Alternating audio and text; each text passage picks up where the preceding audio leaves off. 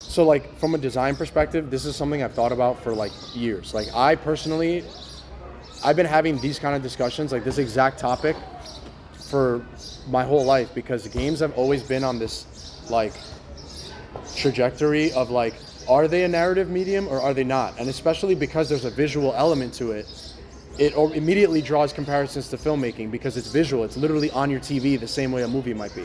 So I think people are trained to compare these things, and a lot of the inspiration for games has been cinema. So the way I look at this stuff is that what Zelda's trying to do is something that you actually can't get from film and novels. When Nintendo and Zelda is focusing on giving you like mechanics and the narrative is in service to the mechanic, not the other way around, what the end result is that you get to carve out your own experience and you have your own story of the adventure you went on in that world. The end result, it's like a feeling I can't describe. Like to me, to this day, Ocarina of Time, playing that for the first time, is one of like my top 3 experiences I've had with any kind of entertainment. And it's because I can't compare it to anything else. There isn't a single movie I've seen that replicates that feeling of exploration in the game. Yeah. So the feelings that you're walking away with at the end of the day are feelings that you can't get from a movie. There's like things that stories can't make me feel the same way that solving a puzzle can. Now, everyone has different preferences. Like for you, story might be a better feeling that you prefer. It's almost like I prefer chocolate over vanilla. Like it's just your preference is I feel more satisfaction when I'm part of a story and it's being told to me and I play a game and I get characters, and that's a stronger feeling to me than the feeling of I had my own adventure in this world. So what Nintendo's doing with Zelda is they're making you have your own experience and your own story. And what these guys are doing with Bethesda and Rockstar and Naughty Dog and basically everyone who's not Nintendo, what they do with their games is they're inspired by cinema and they want you to walk away with a story feeling the way that a film, they're trying to emulate the end result of a film. Okay. I disagree with you when it comes to Bethesda and probably maybe Rockstar, but definitely Bethesda. Dude, like you're carving your own story out as well. You can go to any city at one point. It's open world just like Zelda. But they're doing it they're using the same language as another art form. So for example, what, writing? Yeah, so hold on. I'll try to find a good example. So what these guys are doing is Bethesda definitely has a lot of gameplay in their games. I'm not saying that it's like strictly a fucking film, like a Sony game or whatever. You know, there's a lot of open-ended stuff, there's a lot of gameplay, but the way that they tell their story is still through, you know, voice acting, character, dialogue. What the Zelda type of games are doing is they're kind of like not even trying to compete with that. They're literally going, if we give you all these tools to carve out your own experience, you're going to have your own personal story of the adventure you went on through that game. And we're using the unique tools of video games to do that. We're not borrowing the language of other mediums to tell the stories. Whereas what Nintendo's doing is they do that too. There's cutscenes in Zelda, but they're using it at a different end. Like the end result is they want to improve the gameplay, not improve. They don't want the gameplay to improve the story. Okay. All right. These things may borrow from films and whatnot, but in a movie, you don't get to play the character. That's true. You know, in these games, yeah, of course, you get to be yourself in every game. And in fucking Frogger, you know, I felt like me when I was crossing that street. Yeah. You know, but when it comes down to it, I think that the flaw that I found and my personal view on Tears of the Kingdom and Breath of the Wild is that it's too satisfied with being a game. Yeah. Whereas Bethesda uses the writing and uses the world and they say our approach to the game is putting you in the world. And we're going to do anything to get there. Okay, the gameplay, it doesn't have that satisfaction and immersion that can come with like Breath of the Wild gameplay. Because like when you hit run with Link, you feel like you're fucking running. Yeah. You trudge through the snow. That physicality, like I was talking about with Avatar. Very kinetic. Yeah, exactly. Yeah. Extremely kinetic. They're and the just kings smooth of that. Yeah. And polished. Yeah. And that's why I think the Breath of the Wild and Tears of the Kingdom are overall amazing games, because just that feeling of just moving through the world is fucking magical. Yeah. And Bethesda doesn't always have that. But what they do have is this like deeper sense It borrows from not necessarily movies. I think it borrows from literature more than it borrows from movies, because there's actually no cutscenes, right? Yeah. And all these. It's more like Tolkien stuff than it is like film. Yeah, which is true. I think the mistake that maybe you're making, or the thing that maybe I'm not explaining, is that when you say it's satisfied with just being a game, that goes into preference, because for some people, that feeling of a game is more important and more deep than being part of a story that you're being told. Yeah. And so for you, you're going to prefer the Bethesda style because your preferences as a human are that you prefer the story side of entertainment rather than the game side of it. Like, I always try to explain to my friends that video games are actually more like sports than they are like stories and movies. So, for example, when you watch a sport like basketball or football or whatever, you go, oh, I want to play that. That looks fun to do. Mm-hmm. And there's a rules, there's a system, there's a grid. A video game is just taking that grid and that system and dressing it up in different ways. And when they dress it up to be a narrative thing. But because they're dressing it up that way, people are fooled from a distance into thinking that it is a narrative thing because it's dressed like one. It's not. Yeah. No one wants to play something that is just story and is really bad to play. But you might play something that's fun to play and has no story, like Tetris. Tetris has literally no characters, no dialogue, nothing, and everyone loves Tetris. It's just mechanics. Yeah. So clearly gameplay, when it comes to games, is the more important part. Like, there's no way for you to just have a story and no gameplay and call it a video game, but there's a way to have just gameplay, no story, and call it a game. So when it comes to video games, I think Nintendo's like, games being a game, we are satisfied with that, actually. Yeah. And you're gonna have an experience that you couldn't have in another art form. Like, and I kind of agree with that, because I went through a phase where Nintendo lost me for a couple of years, like in the PS3 generation. And I went really far into playing all the PS3 games because I thought what I wanted was like a more mature experience. I was like tired of like the cartoony look of things. So I was playing Assassin's Creed, Red Dead Redemption, The Last of Us, Uncharted, Metal Gear Solid, Resident Evil. I was just playing all the big PS3 games. Yeah. And what the feeling I got at the end of it was like, oh, first of all, these stories are nowhere near as good as the stories I love. I love novels and I love movies. So these stories don't compare to that. Not even fucking close. Like, these games are trying to do this narrative thing and they're failing because they can't compare. They'll never be able to compete with something that is an art form that is made to tell narratives, and it's a guy telling you a story and controlling every single element to tell you a very specific story. A game will not compare to that. But what Zelda's doing is a movie can't compare to it, because it's not aiming to do the same thing. It's aiming to do something different. Just like a song that's trying to make you dance, that's not trying to tell you a story. Yeah. And that experience dancing to a song at your wedding, it might be more significant than any of the movies you saw. Yeah. So I think art forms, for me personally, I believe in art forms should find what's unique about the art form and really try to develop that and try to explore that and not try to be like other mediums. I want comedians to tell jokes and be funny. I don't want them to go and tell me a story that's not funny. I'm like, all right, well, I could have just watched a movie where the story was better, and I didn't need you to not be funny and tell me this. I want comedians to tell jokes, I want rappers to rhyme words, I want games to be fun, and I want movies to be, movies that tell you a story with visuals. Okay, and that's probably where I disagree. Yeah. Because when it comes, I realized when I played Breath of the Wild and Tears of the Kingdom that I'm actually not satisfied. I don't want to play a good game. Right. I don't want to play a good game. I want to feel a world. You know what I'm saying? No matter if it's a movie or a book or a game, I want to get brought into a world.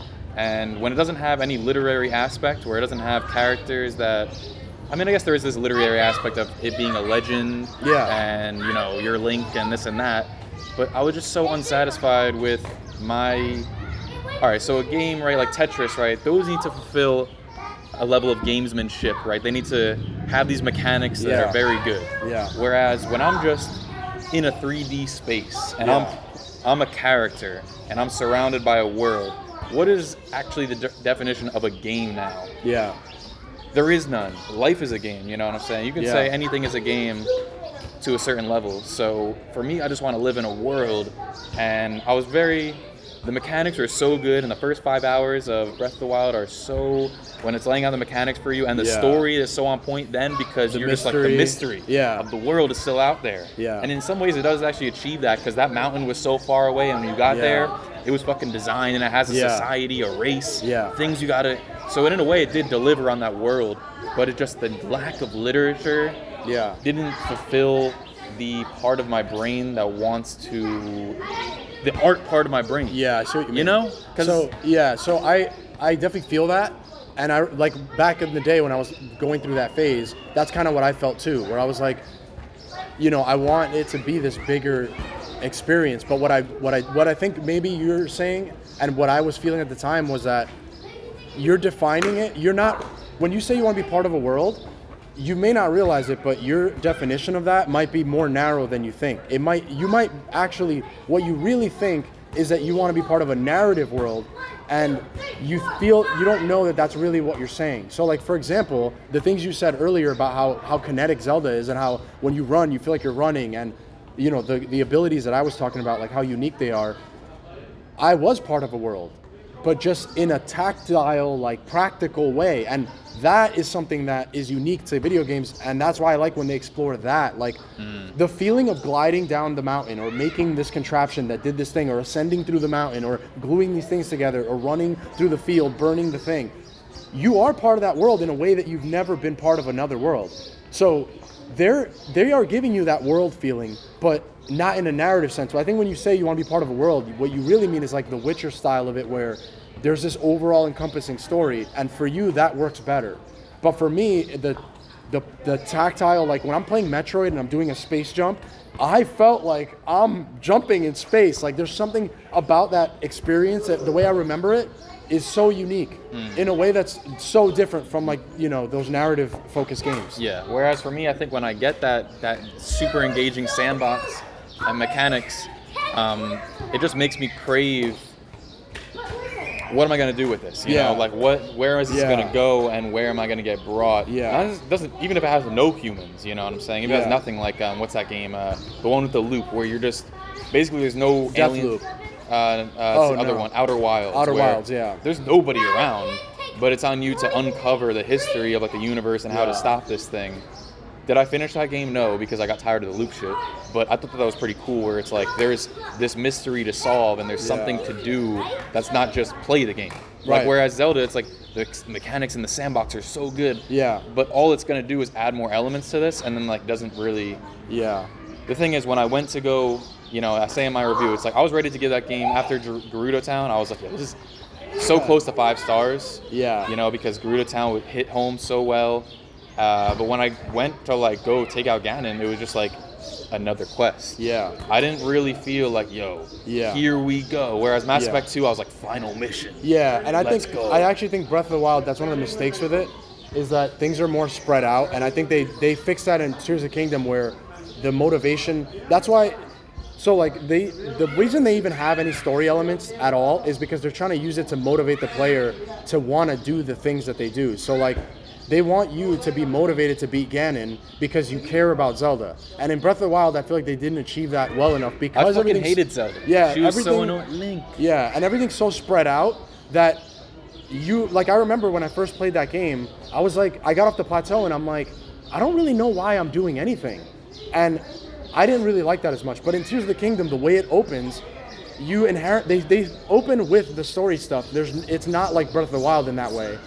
And there's way more motivation for you to, like, care about, like, oh my god, there's all this mystery, like, what was that mummy thing doing, and then where the hell did she go, and, like, the story elements are there to motivate you to feel accomplishment for what you do. So at the end of the day, it's like, it's about what you did. But in Mass Effect and those games, you're doing the things to get the story dopamine. Yeah, and all you did in Breath of the Wild is some chore where you found some shit. I mean, granted, the pictures were fun, but, like...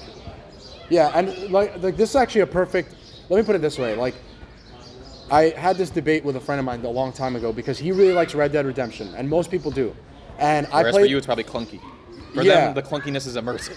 Well, also, I just think the things it's getting credit for, like his storytelling, is really not that good. Again, like, have you seen real Westerns? Like, this does not compare to great film. Like, it just doesn't. But if you just play video games, it feels like it does. Like it's, but anyway, the reason I brought up Red Dead is because the experience I had with Red Dead was I beat the game, and I was like, yeah, like I was telling my friend, I'm like, it feels like I'm just doing the same thing over and over again, right?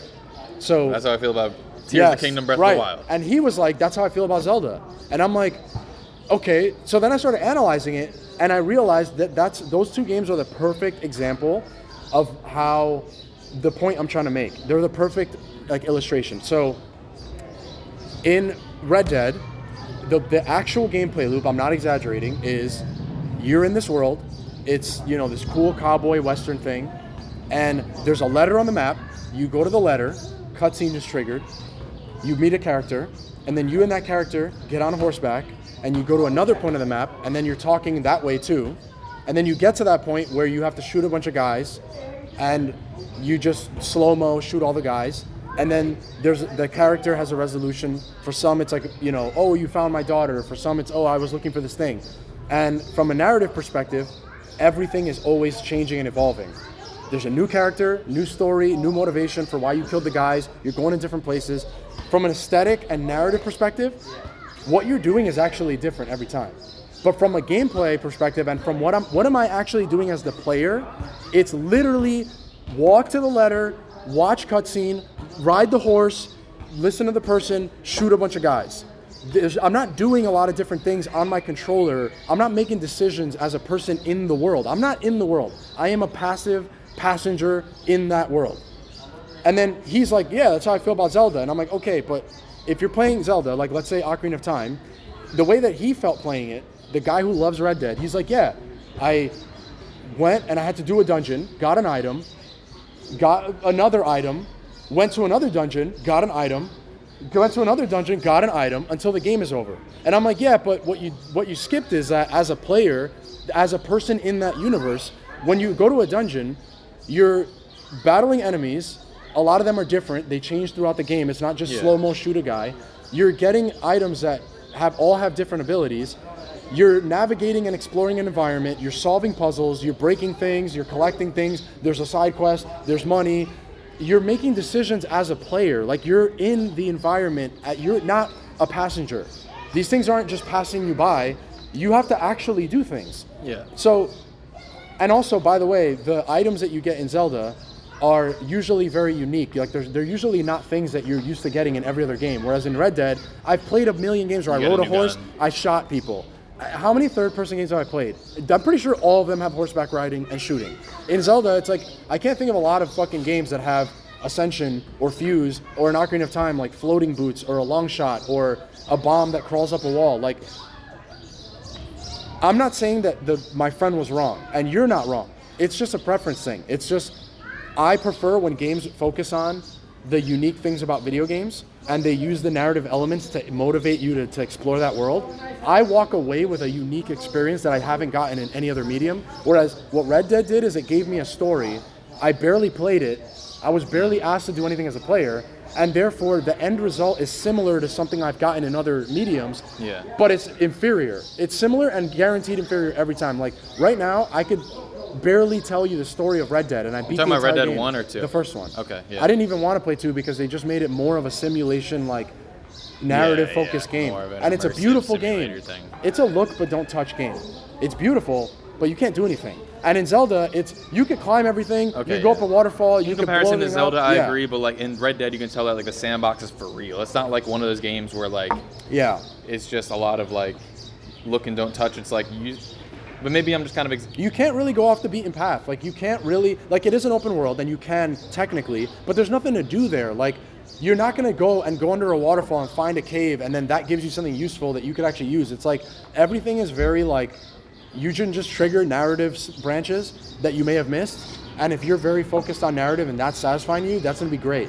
And that game is amazing at doing that. But for me, I'm like, these narrative things are not even good. Like, compared to Scorsese, The Godfather, you know, like the classic movies, Hitchcock, Citizen Kane, like the great novels I've read by Dickens, like Tolkien. it doesn't compare to any of it. It's not The Yeah. Great Gatsby, and it can't be because they're giving me control of something. Yeah.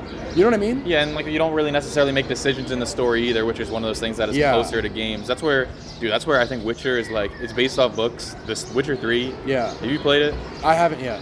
Bro, the story is actually good. Yeah. Like actually good, and the side quests are actually good stories. Yeah. And you got to make decisions all the time, and Yeah. especially in like from the very first Witcher game, they make it clear as you get towards the end of the game, it kind of has like little reminders of you, like all those decisions you fucking made are actually going to matter, bro. Yeah. And that's what. Although like in Mass Effect 2, it's a little more like streamlined, where it's like, oh, if you did the side quest for the crew member, then they're gonna survive, or you're gonna get laid or whatever. Yeah. Whereas Witcher, it's so much more deep and complex, and like they really put effort into that literary aspect, but it's tied in to the game in like Red Dead is different than a movie because you're in the world, and it puts a lot of aspect into that of when you hold the stick forward in Red Dead, even though it feels.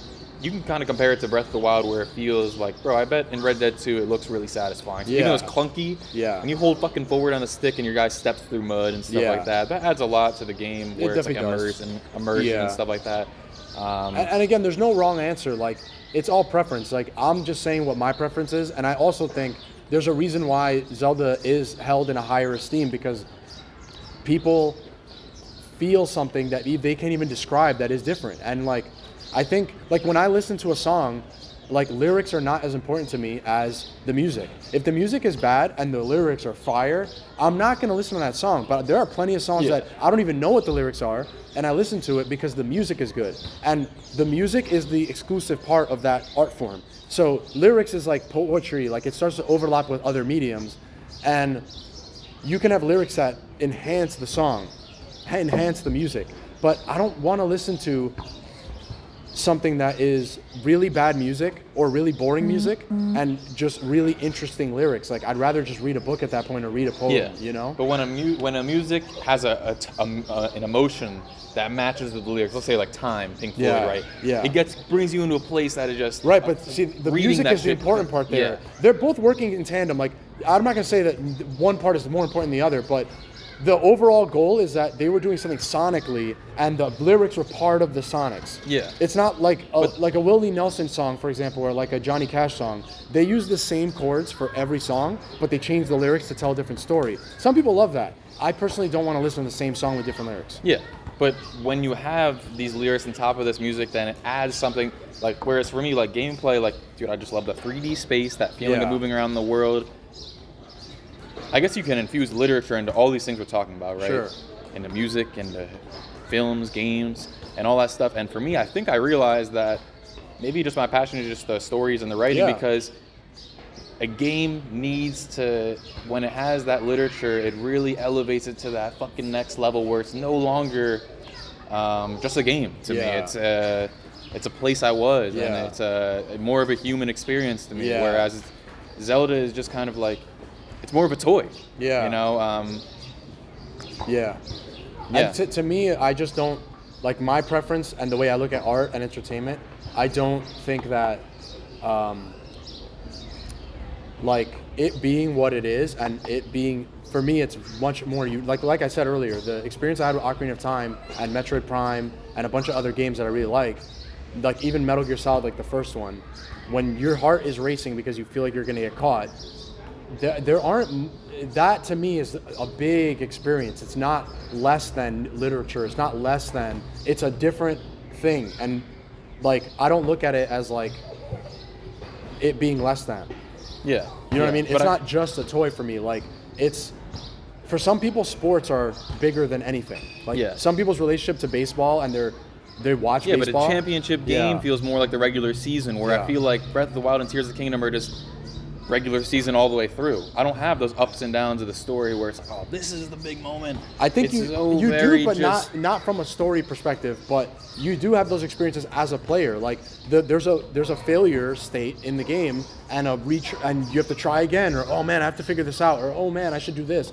Fuck, I should have done this earlier. Like, you're taking for granted all the feelings that they're giving you that just are different from the narrative feelings. Yeah. Like, we both want to be part of the world, but they're making you part of the world in a different way. Like, they're not it's not the exact same. They're not trying to hit the same notes as. But what is an example of the high points? Like what? Like you beat a boss after a long time not beating him? For me, I'm like, oh my god, that worked. Like I was able to do this. Like I figured this out, or like, oh, I beat this thing. Like there are shrines where, like when I saw the contraption that I thought was gonna work, there was a feeling I got where I'm like, I'm a genius. Yeah. I'm a fucking genius. Like it barely worked, and I got it like this thing to like glide on this railing. Yeah, and in like, combat too, you free some dudes, and then you spin with the leaf, and then you blow them all off the bridge. And that's again, like that's a feeling. I think you're taking that feeling, and you're like that feeling for you is not as important or as significant as the dopamine you'd get from the character, the ending of a story where the character succeeded. For me, it's like it's equal on a different. It's like a different flavor. It's a different food, you know. Yeah.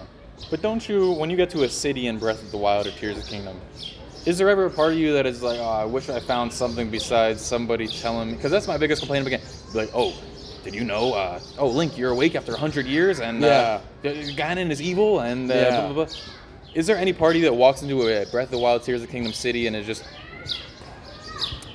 Is the charm enough for you of like, okay, they have a charm? I get what you're saying. I definitely want deeper and more mature themes and stories and stuff, but that's also not something that I'm like super negative on Zelda for, because nobody's really doing that for me anyway. Like I'm playing Diablo, and you would think it's a much more mature story, but it really isn't. It's just this. It's a very like, it's a good game. I'm really enjoying the game, but it's very traditional, like demons and evil and resurrection and all the common shit I've seen a million times in story. And there's side quests where you're supposed to feel bad, like, oh, my son, he got lost in the woods and whatever. And it's like, you know, all that stuff is the same to me. Like, I don't feel like there's any game that is playing with themes and story elements that I find to be like mature as an adult. Like, I'm really riveted by that. Okay. Like, yeah, and like the thing is, when you say all these games, Red Dead and this and that, I agree with you. They think it they're just so Witcher, it just Witcher exists, bro. For me, Witcher I'll is check the it out one. Eventually. Witcher is the one where it's like, bro, it really executes. It's mature themes, not like sex and violence and the guise of edginess. It's like no, like there's real fucking decisions you got. Sometimes you have a mob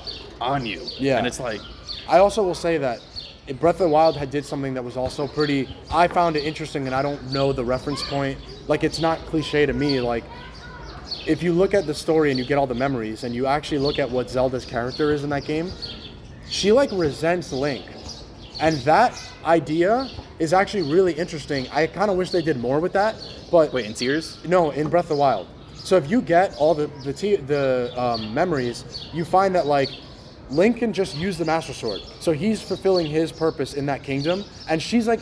I can't use my powers. I don't know how to activate. She feels weak and she feels like she's trying to. The whole game is her going different places, figure out how to fulfill her destiny and be useful. Because she's supposed to be this sacred person, but she also caused all the problems that started everything. Also, so there's guilt, there's shame, and there's that. And then she just looks at Link, who's just. He's always there. He doesn't say anything. And he's just protecting her, and she just finds him annoying. Like the first few parts of the story, she's like, "I hate this guy. He follows me around everywhere," and.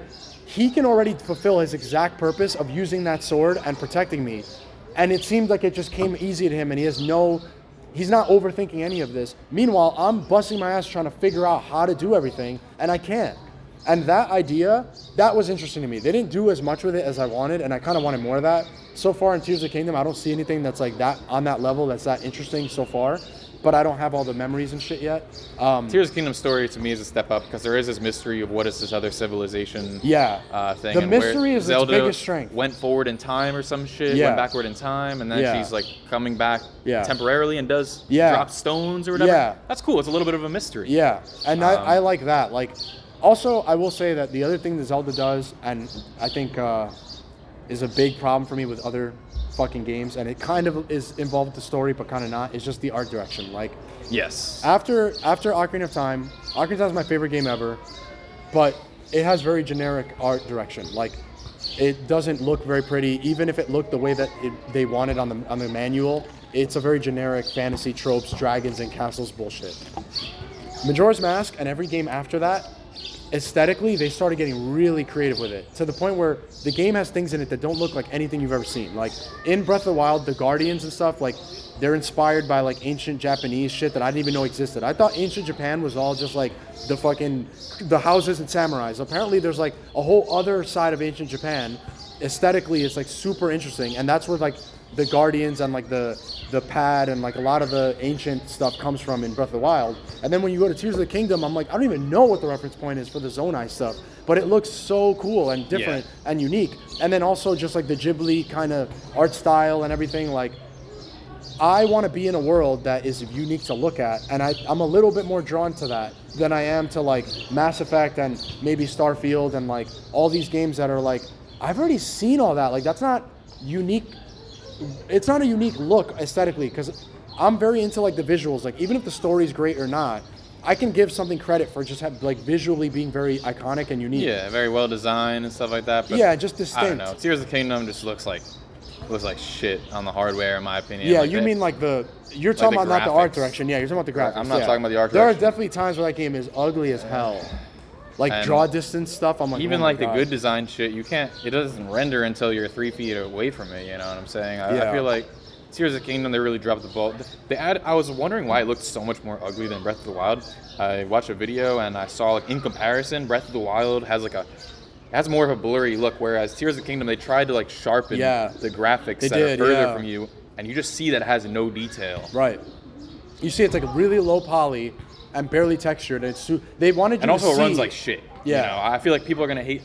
If Starfield comes out and you're complaining about the performance, bro, and as long as it doesn't glitch or crash and it can stay somewhat near 20, 30 FPS, it'll be...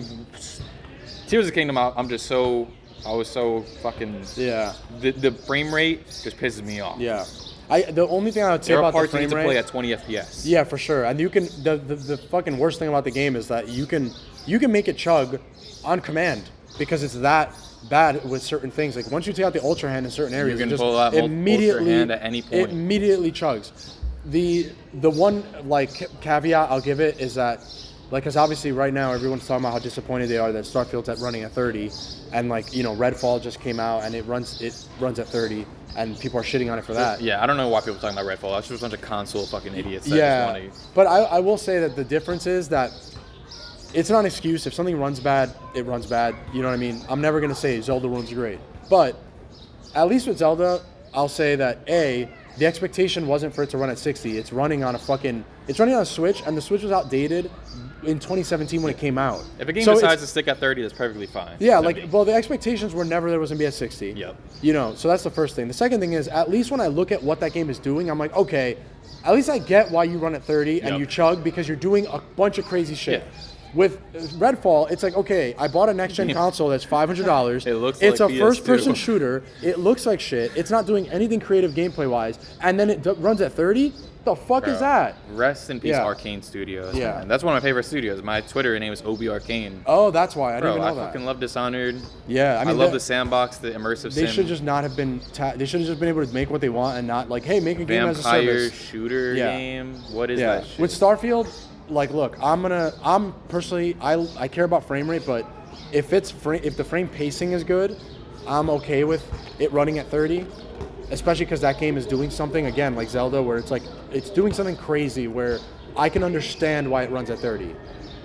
But Starfield is going to be the same. If you expected that game to run at 60, you're a fucking idiot. Yeah, You're an idiot. I also get that if I bought a next-gen console and my expectation was everything's going to run at 60, I can understand that at least. I think maybe I'm a little pretentious, because at this point, if you buy a next-gen console, you're just an idiot in the first place. The only thing that's running at 60 is shit that came out 10 years ago. Yeah, what is next on your gen? new console? What is next gen? I actually bought my dad for Father's Day an Xbox One S. Yeah. And I went there and I was like, oh yeah, let me get the Series S, you know, like the cheaper one or whatever. And then he's like, oh, 200 whatever. I was like, that's not what I saw online. Right. Turns out I wanted the Xbox One S, not the Xbox Series S. Oh. I was like, bro, that's 2 different generations. Yeah, so you bought him the newest one. No, I got him the Xbox One S. You know, you got him the last gen one. Oh my god. Yeah, no, on purpose though, because I was like, I want him to have a Blu-ray player, Netflix, all that stuff to hook up. That makes sense. And also, what games is he missing out on Series S? Redfall? No, yeah, you're good.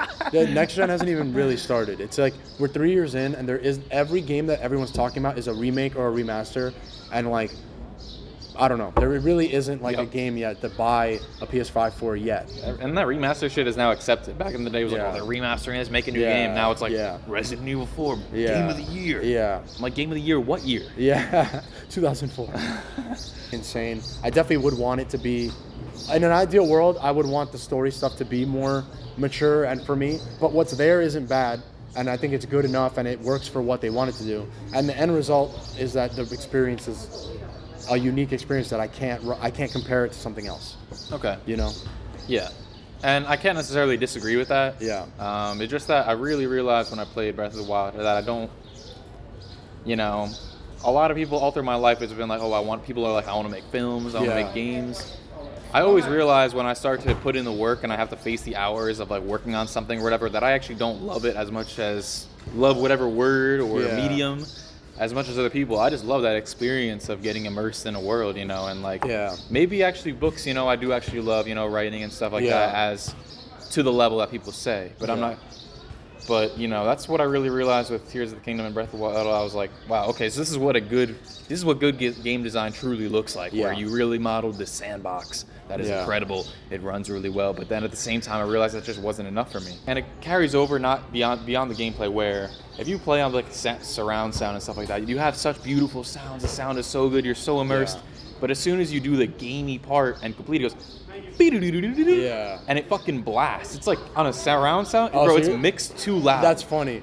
Where it's mixed like well for like the Switch Right. mobile, but like on it, it's always just and it's like Yeah. I haven't played it on takes me surround out of yet. it. It takes me out. Yeah. You know. So even that's a on- mixing issue.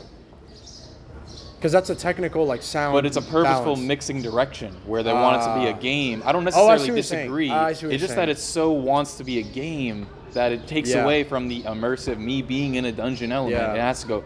Yeah. By the way, this is a game. You Yeah. completed the quest. Yeah. It's like, all right. And because I already had my phase in life where like I've been playing games my whole life, and I went down the rabbit hole of like, oh, I think I want games to not prioritize it being a game. And I already went down that path, and those experiences, just the end result was not as powerful as the end result of games that want to just be games. Yeah. For me. Yep. And You I know? think overall, I think it's the better decision overall. Yeah. But I think if you want It to makes reach, it a more unique end result that you can't compare to other things.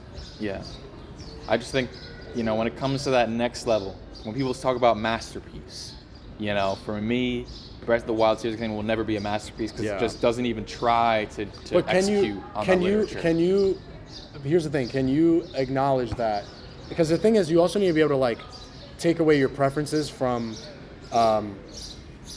being able to analyze it as an artist and be like, okay, like for example, there are certain musicians that they're not for me. Like I'm not the hugest fan of certain musicians, but because I studied the art form just for fun, I understand why certain people are put in a certain pedestal, because they actually did do something like insane. Yeah. Right? But even if it's not for me. So with Zelda, They invented the Strand type genre. yeah. So with Zelda, it's They like, did. are you able to? I'm wondering if, even though you didn't find Tears of the Kingdom to be mind blowing the way I do, like, are you able to recognize like these systems and the way they design this? Even though I would prefer them to do this with it, they went here with it, and I understand why they did that, and there's some masterpiece level of design there. Yeah, I think there is a masterpiece level of design of just like game design, sandbox. Yeah. Well, when it comes to the mechanics, Yeah. the mechanical design is a masterpiece. Yes. As far as the actual game design, I feel like you run around way too much. I feel like Yeah. it wastes your time a lot. I think it Yeah. is so overblown with content that a lot of it is not interesting. I Right. feel like it doesn't always make you have to be as creative as the sandbox potentially could be. Yeah. And in that way, what I need to fill that in for me is that exploration. I like exploring. I like just Yeah. gliding over landscapes, exploring. But I need some narrative thing to make that exploration to that next level. That's Right. where I find So the it's flaws. the motivation, yeah. Because the gameplay is great, but it isn't. It doesn't have that assist. Yeah. You know, it doesn't have that assist that alley-oops it into a slam dunk Yeah. experience for me. It just is a good Yeah. experience on a. I don't want to say a surface level, but I do think that if you look at like the layers of entertainment in games, like that first level is like, how does it feel to fucking hold forward on the stick? Right. You know, how does it feel to hold press sprint? Yeah. And then the next level is, how does it feel when you're not playing the game? What does that world feel like in your head? Right. You know what I'm saying? And to me, the Zelda just still feels like a game. You know, it still feels like Just mechanics. Yeah, whereas in Metal Gear, when I think outside of it, Metal Gear 5, it's like sneaking into a base at night, I feel like... Oh my god, I love that game so much. I feel like a, stealth spy. That game is the most immersive game I've ever played. I've never felt... The way that Metal Gear Solid 1 made me feel when I first played as a kid, none of the other ones made me feel that way again. And going back to it, it definitely doesn't, like, it's too archaic to give me that feeling. Metal Gear 5 made me feel that way. That game that's like one of my favorite games of all time. Yeah. And again, even though the story is unfinished. Blows. The game is unfinished. The story's unfinished. Like, it's not a great, it was, when I was playing it, I'm like, this is the best game I ever played. And then I got to the end and I'm like, you blew it. Like, you were this close to being the best video game I've ever played. Yeah. But, yeah, I see what you're saying. And one of the things I would say about Tears of the Kingdom and Breath of the Wild that I would critique it with is, like, because it's so open and there's so many things you could do and everything is so big, I feel like there are wrong ways to play it. And I feel like I played Breath of the Wild wrong for, like, the first 50 hours. Like, I didn't realize, hey, I'd enjoy this more if I did this, because, like, there's so many ways to play it that you don't really know which way you're going to enjoy the most. Yeah. And with Tears of the Kingdom, the only reason why I don't have the same problem is because I already did that with Breath of the Wild, so I'm carrying that over. But it would have the same problem of, like, I feel like there are some wrong ways to play it that are not as enjoyable, and I kind of wish they would. I think they'll get better at, like, funneling you into certain things where like you don't feel like the way you described it. There were times where I definitely felt that way, where I was like, all right, well, this stretch between this thing happening and this thing happening was just me climbing a million things, and it felt like 40 minutes just to get somewhere where I wasn't really that engaged. Tears of the Kingdom does a better job because you can just ascend through shit, so you're not climbing a million things. But yeah, I definitely think, I'm not saying the game is perfect. I'm just saying, like, I can't believe a game blew my mind. I can't believe that I felt that way again. I think the sandbox is mind-blowing. But dude, then people the abilities were just... Nintendo fans, my friend had a video, and it was like open world games or whatever, and he's like, basically hinted that, like, Breath of the Wild in 2017 just ignited, like, a whole, like, host of open world games. Homie, no, he just... Breath of the Wild was the result of... actually based, like, it has that Ubisoft formula a little bit, where it has the towers and it has bases. It's like a greatest hits of, like, a lot of the games that were popular. But it's Skyrim, an Ubisoft Skyrim with, like, Shadow of the Colossus in it. Yeah. Shadow of the Colossus, you climb monsters. Yeah, that's like the mechanical sandbox type thing. Obviously, Zelda did it better, and it introduced some new stuff. It wasn't just copying everything. It was like, those games don't have a physics-based system that applies to the whole universe. They don't have a consistent universe. Like, Zelda has a consistent chemistry and physics-based system that you, as a player, need. It's not just there for show, for fun. You use it the whole way through. Mm-hmm. That's the unique thing about Breath of the Wild that those other open world games never did. But yeah, I definitely wouldn't say it's perfect, and I think it's great, and it's one of the best games I ever played, but I wouldn't say it's perfect. And it's not even my favorite game ever. Like, I like Breath of the Wild a lot. It's not in my top 5. It's not my favorite Zelda game. What are your favorite games ever? Ocarina of Time? Ocarina of Time is number 1, not even close. Like, it's like, here, I don't even want to get into it. There's like a million, it's not just the game, there's like a million personal reasons for why that game, right place, right time. Okay. Then I would say Mario 64, Metroid Prime, Smash Brothers, StarCraft, Metal Gear Solid. Where's the first story one that, we're talking about? Is there any game with a story that you're just I remember years ago, I was talking to someone and we were like, what's your favorite story from a game? And I was like, I went through all the games I've played. I played hundreds of games, and I was like, none of these games have great stories. And it's not because they haven't tried. It's because the medium is counterintuitive to storytelling. Storytelling means I am telling you a story. You're passive, and I get to tell you and control every detail of what I'm telling you so you get a certain effect. Once you introduce, I have control over something, that's the opposite of telling a story. Because now I'm doing something. So you can't tell me the story the same way. Yeah. So I just went through a list in my head, like, all right, Last of Us, all the Metal Gear games, all the Final Fantasy games I've played. Storytelling is a word that was conceived before games where you can make the decisions in the story. It's almost like storytelling, but it's like in a way that caters to the player, the best games, that they say, like, a story is almost objectively better in a game if you can make decisions. People act like that. Yeah, I don't agree, agree, but I mean, the best, like I said, Witcher to me is just story in a game, bro. Yeah. That's it. To me, Witcher's like a hybrid. It's like a fucking hybrid car. It's like a half electric, half gas guzzler. It doesn't have the balls to go all the way and be just electric, and it's also not fully gas. And obviously, like, you know, like we said earlier, the Sony games are like, it's a dial. It's like the volume thing. You know what I mean? Like, for a Sony game, it's all the way to 10 or like 9. It's like, it's as much of a story thing and less of a game as possible. It's like 90-10 ratio. The easiest game you ever played. Yes, it's like you're holding a controller. Quality cutscenes. You're just holding a controller, watching things happen. It's like 90-10 ratio. And then I would say that like Bethesda games are like 65-35. Like it's 65% story-based, 35% game.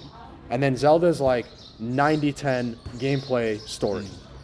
Okay, I mean, all right. So now that we're on a scale, I just do feel like Bethesda games are just so unique in this way, where they don't design it to be a game or even tell a story. They might be 50-50 actually. I think their first priority in game design is literally bring you into the world, and every single decision they make, the direction comes from there. It's like, well, what would I want to do if I was in this world? You know, if I'm in a space game, what would I want to do? Mm-hmm. You know, and they try to craft to provide for all of that. See, so they're starting with the world and the story, and they're finding the gameplay that fits there.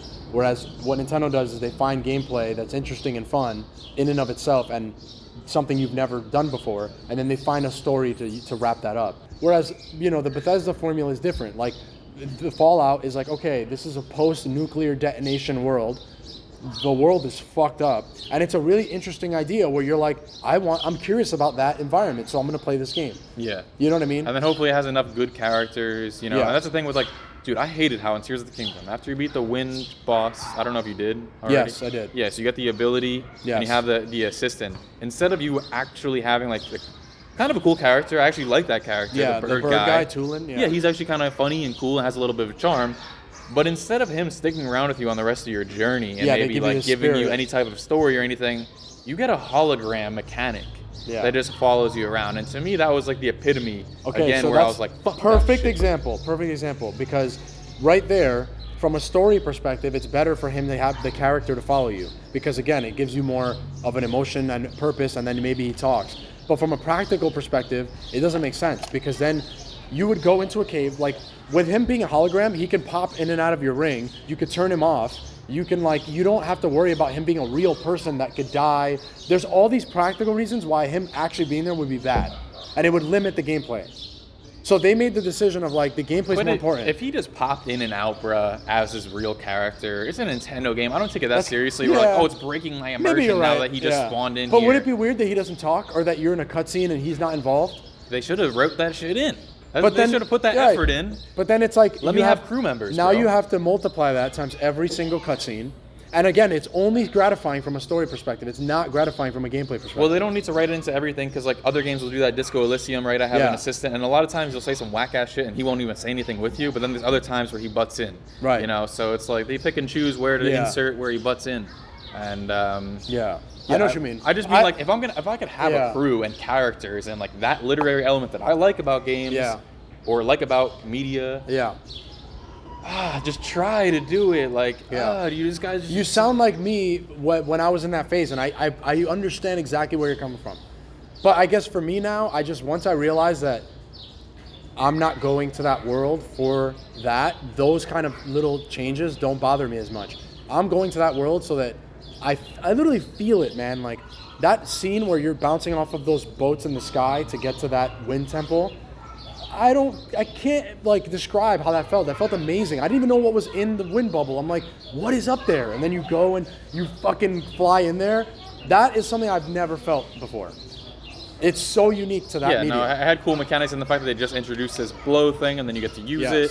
But it's literally kind of formulaic, because they did the same thing on the water temple where you got to swim up the waterfalls now into the sky. And it's like, okay. And now you have an expectation because you know it's a formula. Yeah, and it's like, all right, cool mechanics, guys, but like now I'm kind of realizing, well, you put the sky chip here so you can just stack more content on top of the world you already had. Yeah. And I don't know, I just start to see through the formula of it. You're not lost in it. Yeah. There's also a reason for that too, because they want you to know when the gameplay loop is over. So like you're like, all right, I'll just wait. I know there's another dungeon here. I'll go do that. And there is kind of like there are other things in that world that are set up to constantly surprise you. Like I just did something yesterday that wasn't part of that formula, and it gave me something amazing. It gave me the coolest ability in the game. You probably haven't done it yet. Okay. But it wasn't part of that formula. So that's another reason why I think Tears of the Kingdom is amazing, because it does the formula for people that like to check the boxes and they want to know where the boundaries are. They have that. But then they also still have all these things that are really not just a side quest where you get 10 rupees. They have things that are optional, that are completely off the beaten path and aren't part of that formula, that are fucking awesome. The thing I did yesterday in that game was like, I couldn't believe it. Okay. I was like, oh my God, did they really give me this? Like, I could do this and this with it? Like, I don't want to spoil it because I don't know if you're even going to get to it, but... All right. Yeah. Yeah, no, I feel like, like I said, if you stick it out with these games like a little bit more, if I just increase my patience with Breath of the Wild, I always get a new reason to just and if you're get me to keep playing. Yeah, but although I did just bored, play Breath of the Wild, so I am kind of fucking that a little too, exhausted, bro. Also, like, I looked at how many hours I put in Breath of the Wild, and it's like 200, and I'm like, dude, 50 of those hours I was not enjoying because I was just playing the game wrong. I thought, I'm going to just climb everything to see where everything is, and like, that's how you play old Zelda games. And I should have just been like, if I'm not enjoying doing that, why am I doing it? So, like, if you're not enjoying the way that... you got to be a little proactive in your fun, and you're chasing fun. Sometimes you get bored and you just got to, all right, you know what, I got to commit to just going to the next boss. I'm not used to games giving me something I could do that's not what I'm going to enjoy about it. And so for you mentioned that you like the towns, like, you like the Gerudo town, you like the Haitano thing. You should just be going to the towns. That's your motivation, because that's what you like. That's the first thing I did, bro. Yeah. When I went into Tears of the Kingdom, the world's open, first place I'm going to go is the village that I built in Breath of the Wild. You know what I'm saying? Let me see what's good there. Yeah, I want to go there so bad. Yeah, let me see what's good with my son. Tarrytown, yeah. Yeah, and and then I went there and it was cool. But then I ended up circling around Death Mountain. I didn't feel like doing the Death Mountain quest, so then I went back to the starting area, and then I got like, I just went all the way around and went all the way back to that first starting area in the middle of the land, and then I ended up taking that little tutorial route where you go underground for the first time. You go follow the goblin guy. Yeah. And I was like, there's some tutorial shit I kind of missed. Yes, yeah. Because I was just so intent on just going to this thing. And that was cool. I like the openness to the game, but it's not a make or break for me. My friend said, I hate Skyrim. Well, he didn't hate Skyrim because of this, but he's like, dude, you get out, you got to go to Riverwood, you got to go to Whiterun. Right. I just wanted to immediately go somewhere. I'm like, go somewhere and do what, bro? Like, I'm trying to find the character. I want the human element. I want to find the characters, find the story, find the bigger world that's going on. There's a war between these people. Yeah. Who can I talk to? What arguments am I going to get in? So do you feel like, because I think what they intended with Tears of the Kingdom and Breath of the Wild is like someone like you, they intended for your motivation to be to collect those memories. And in Tears of the Kingdom, like the tears that you can get. And so like, you didn't just go and pursue those side quests first? Well, as soon as I went and I met with, it says, go to this village and talk with Impa, and she's going to give you the lowdown. All right, bet. That was fun for me. I go between the mountains, this and that. But then I got to the town. I talked to Impa. She literally says the same shit as everybody else. Ganon is evil. You're Link. You got to save Zelda. Yeah. And then that was it. And that was it. You can go here and retrieve memories. Right, so they didn't set it up where you were like, I don't even care about that. Yeah, I was like, I don't care about my memories, bro. All it's going to tell me is that... And then kind of just, when I was watching it, it's like... What about in Tears of the Kingdom? I like the stories better because you get to see like this other side. They set it up a little better. They're in this different dimension that you're kind of connected to from the beginning. Yeah. But so maybe the way you should be playing Tears of the Kingdom is getting those tiers, the story stuff, and going to the towns. Because like the fact that it's so optional means you can have a complete experience. But the towns disappoint me consistently because now I've already been to the towns. There's no mystery, and I went to them in Breath of the Wild. Yeah, but they added I remember when I went to Kakariko. They added new things to make it more fucking laggy and to make the frames drop more. It runs at 10. Dude, Kakariko Village runs bad. Like that one specifically, it has all these it has really cool. What they added was awesome. It's like these ruins fell on top, and it's like it looks sick, and you could explore all them. But man, like every time I'm there, that town already chugged in the last game without that.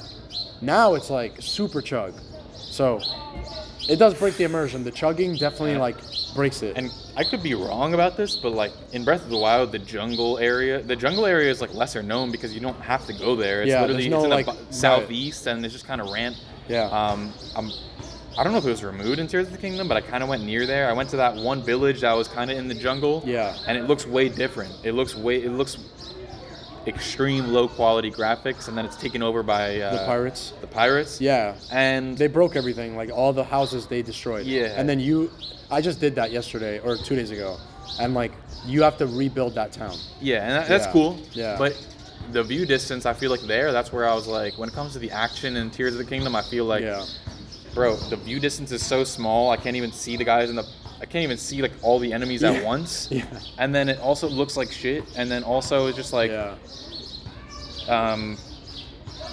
when you take out some enemies, or it just when you press continue after you die there, it spawns you in the middle And of you the have enemies. to start, and you have to start again. I died like 3 times, and I'm like, I have to kill all the enemies again. But I also thought that was kind of fun because I don't mind. That's challenging. Yeah, I like that, but Yeah. it just spawned me outside of it. So when I restart, you don't spawn next to enemies, and then they just detect me. Yeah, that was just weird to me. And yeah, like, so it's not like I like the game. It's not like I'm a hater or anything like that. Yeah. I love the sandbox. It just my realization, like, okay, I do want that literary level to games. You would sacrifice some of the gameplay stuff for the literary stuff. Yeah, 100%, because Yeah. it would make that exploration part of Zelda to me. Yeah. And the world just deserves a story. Yeah. That is on that scale, that gives me that motivation on a human level. Because on a human level, I understand. It's a great comparison to be like, oh, in the combat you get that human experience because you go, oh, like I beat these guys or I did something cool. Yeah. And yeah, you're right about that, But I need that like pre-existing. If I'm gonna be in this fantasy world, make me give those. Like in Halo 3 when the fucking scarabs come over the shit. That's an entirely gameplay thing, but it's also story. Because the Marines are like, there's scarabs! Yeah. And then you see the scarab come over and it's like, oh shit. Right. Whereas in Breath of the Wild, Tears of the Kingdom, it's kind of like, Ganon is the big bad guy. Yeah. And I kind of just see through it. Yeah. I can't like feed into this imagination aspect where it's like, I'm in this world, I'm this person. I think, this is gonna sound fucking dumb, but you were asking like what's the best story in a game, and like I think my favorite story in a game is probably Majora's Mask. Actually, there's something about the story of that game and the gameplay were actually really melted together in an interesting way, and that's like the only game I could think of where both of those things were unique and interesting and glued together and they worked. Yeah. It didn't feel like two separate legs of like a table. It felt like the story makes sense with this gameplay and the gameplay makes sense with this story, and it just constantly went the whole way through. And it's just like, oh, I understand what every character's story arc was in that.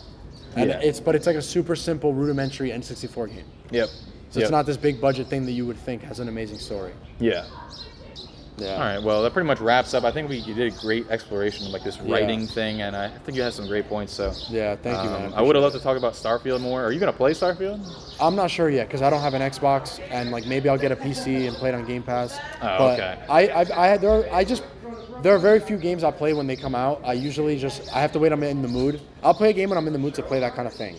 So Starfield, especially being this really big epic thing, I'm gonna like when I'm in the mood for something like that, I'll play it. I'm gonna find the way to play it. But so far, I don't think I'll have an Xbox at launch. Okay. So I don't think I'm gonna be able to play it when it comes out.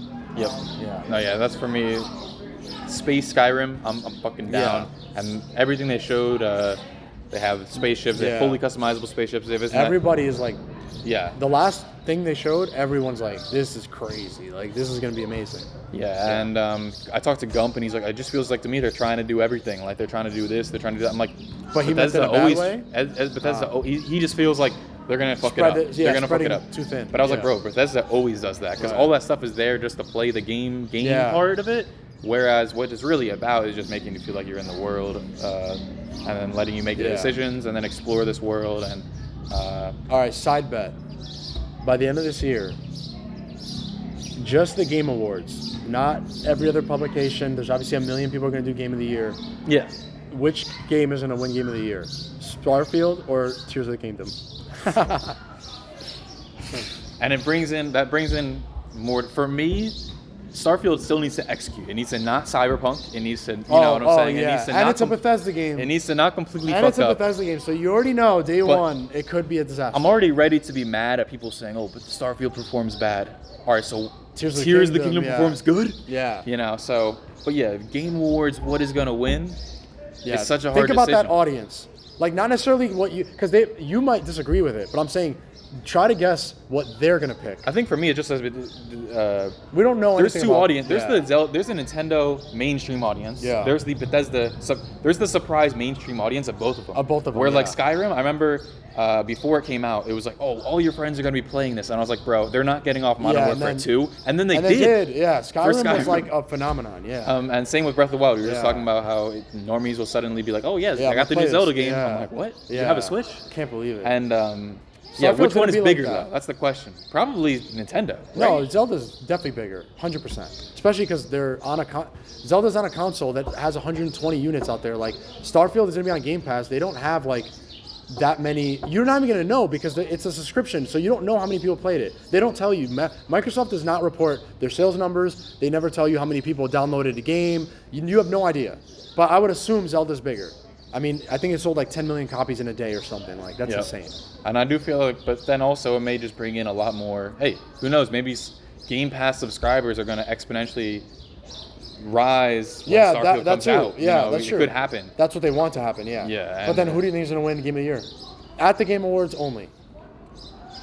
I will say, in 2017, Breath of the Wild won, and I'm pretty sure Bethesda won the Skyrim year.